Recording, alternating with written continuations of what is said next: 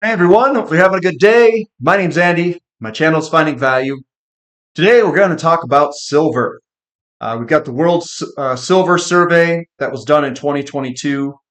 We can go over it and let you guys know what the deficits were going going on in 2022, and talk a little bit about supply demand for silver. So let's dive in. Let's take a look and see what the World Silver Survey has. What I did is I took snippets from kind of the key takeaway points and a lot of the graphs that we can look at together. So let's take a look, see what's going on. So the silver market in 2022 was in a 238 million ounce deficit in 2022, a likely all-time record. Strong demand across a number of key segments were the principal drivers of this outcome, while supply was effectively unchanged. In spite of such strong fundamentals, the average price fell by 14% to 21.73 due to pressure from institutional investor activity against a backdrop of rising US interest rates. So one key takeaway here is we ran a deficit last year, the largest deficit, a likely all-time record, and we still had price fall by 14%. So this is the market balance. This is what it looks like over the past few years. So this is the market balance. We had a little deficit in 2013, a bunch of different surpluses. And if you notice, we've seen price go up, silver price go up with surpluses, as weird as that is. And it's gone down with these deficits. Look at the monster deficits we've run the past couple of years. Coming down, this is global supply and the silver price. You can see that we've got the main production in the blue, hedging's the orange, yellow.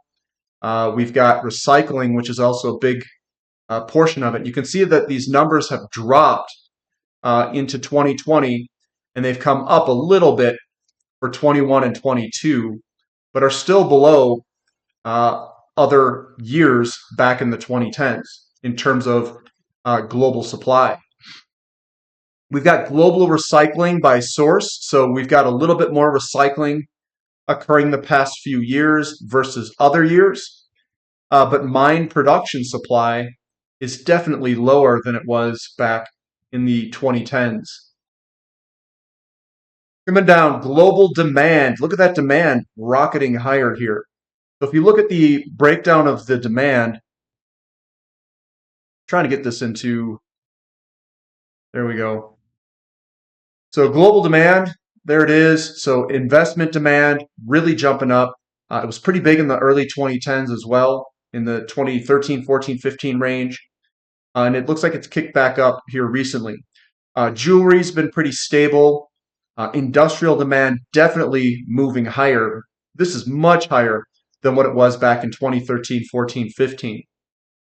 And so I would say that the key drivers here are investment demand and industrial demand that have really kicked up over the years.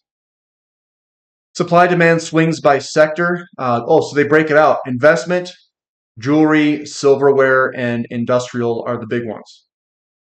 A little bit of recycling. Mine production is down. More information. We forecast yet another sizable deficit for 2023 as fair size demand losses are met with slight gains in supply. Mine production rises by 2.4% as projects ramping up are partly offset by disruptions, lower grades, and closures. More gains are expected for industrial fabrication, and although jewelry and silverware are lower than their exceptional 2022 levels, they remain historically high. Prices suffer a marginal decline as recent gains are offset by liquidations in the second half. They talk about U.S. yield curves and the basis points here and the inversion of the yield curve here on the right-hand side. And they're looking at 530 and 210 spreads. Mine production forecast. So the forecast for 2023 is slightly higher than 2022, but still below a lot of the 2010s and 2010s. Global supply forecast, mine production up just slightly from 2022 and a little bit more recycling. Industrial fabrication forecast, much higher for the industrial fabrication forecast. You can see that we're at 450 million ounces of demand for the industrial forecast 2013, and we are all the way up, probably closer to 600 million ounces. 150 million ounce increase in the industrial fabrication forecast. And I would expect that if we're going to continue to do solar and all this other stuff, electric vehicles, this is going to go much higher. It's going to keep going on up year after year until we run into massive deficits in silver, I think. Global demand forecast, you can see that the forecast is quite a bit higher than what it was in previous years, a little bit below 2022 though. Investment demand remaining robust and industrial demand remaining very robust, and jewelry hanging in there. Silver investment was mixed last year, with physical investment hitting a record high, while ETPs saw their biggest outflow since 2011. I think they're talking about exchange traded physical metals. Following a sharp pullback during the previous year, 2022 saw silver trading volumes fall on most main exchanges. With inflation likely to gradually ease, non-yielding precious metals, including silver, will have to contend with rising real rates, which will raise the opportunity cost of holding them. So investor positions on the CME have declined to some degree, which means they are selling or reducing positions in silver. We saw that in 2018, 2019, and 2020, a portion of 2020, and then a little bit in 2022, and potentially again in 2023, where the CME were liquidating some silver positions. Silver ETP holdings, exchange traded physical metals, iShares, Sprott, Wisdom Tree, and others. Big move to the upside here over all these years. Big move in 2020. But in 2022, we've seen it come off a bit from those highs. Physical investment forecast in terms of bars and coins, minus 7% in 2023 versus 2022. So a little bit of contraction in physical investment demand is what they are projecting. Metals focus, that is. Identifiable silver bullion inventories down a lot. London Vault, CME, and all them down 23% in the vaults. And that could be used for anything, industrial demand or whatever, whoever's grabbing it. London Vault silver inventories percent held as ETPs, holding roughly steady. CME versus London in terms of vault inventories have declined dramatically since 2021. Global silver mine supply fell by 0.6% year over year in 2022 to 823 million ounces, largely due to a drop in Peruvian production. Inflation and almost all key input costs last year drove primary silver miners' all-in sustaining costs up by 16% year over year. So inflation is really impacting their input costs. Mined output is expected to rise by 2.4% in 2023 to 842 million ounces as the number of new project ramps up. So again, global mine production holding steady here for global mine production. And this is your global silver mine production cost in 2022. If you look at the right-hand side, these are your producers that are your high-cost producers. The input pricing and the all-in sustaining costs are above 30 at the top kind of 5% level. They're up to $30 to $40 an ounce. If we continue to suck down silver inventories and we continue to run deficits, we are going to have to turn on those mines out there. In order to turn them on, you might need $30 to $40 pricing or higher to turn those on. If that's the case and we're down here in the 20s for the silver price, one could say, you know what?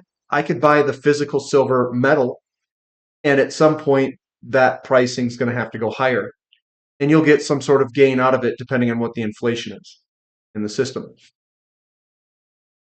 Global production costs. This is by byproduct. So this is dollars per ounce of byproduct material. So all-in sustaining is about 13 for byproduct costs, 13.14. Silver royalty and streaming, percent of global supply. The majority of people who have silver royalties is Wheaton Precious Metals, Royal Gold, Franco-Nevada, and Triple Flag and Fresnillo. Those are the big boys that have the majority of royalty income streams. Silver recycling grew by 3% in 2022 to a 10-year high of 180 million. The key driver was 7% rise in industrial scrap, mostly driven by the recycling of spent EO catalysts. Jewelry, silverware, and coin scrap in the contrast were almost unchanged, while photography's structural slide continues. Recycling in 2023 is forecast to rise by just 0.3% as ongoing industrial gains are offset by losses for jewelry and silverware.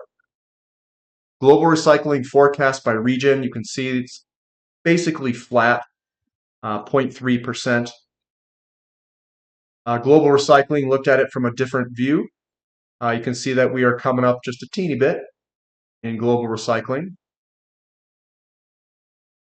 Industrial silver fabrication increased by 5% in 2022 to a record high of 556 million ounces.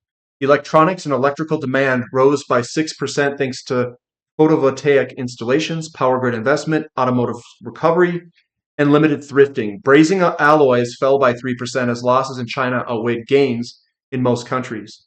Other industrial offtake grew by 7% due to mainly to gains of EO catalysts. Offtake is expected to grow by a further 4% to another high in 2023, with rising photovoltaic end use again to the fore. So global industrial demand continuing to rocket higher. 500 and something million ounces is 556 million, and we were at 450 in 2013, and we're continuing to increase in industrial demand. And that's what I've got for that segment. So now you know a little bit more about silver.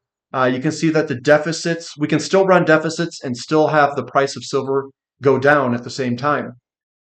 Inventory needs to go to a critical level, and then demand needs to exceed that critical level for prices to really take off.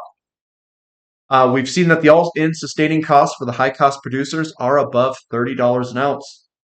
What does that mean? Well, if we're going to continue to run deficits, at some point the price has to go above $30 an ounce, maybe even higher than that, depending on how much we want to kick on for supply. So that's where we're currently at. That's what the World Silver Survey says. And we'll catch you guys next time. This is Finding Value.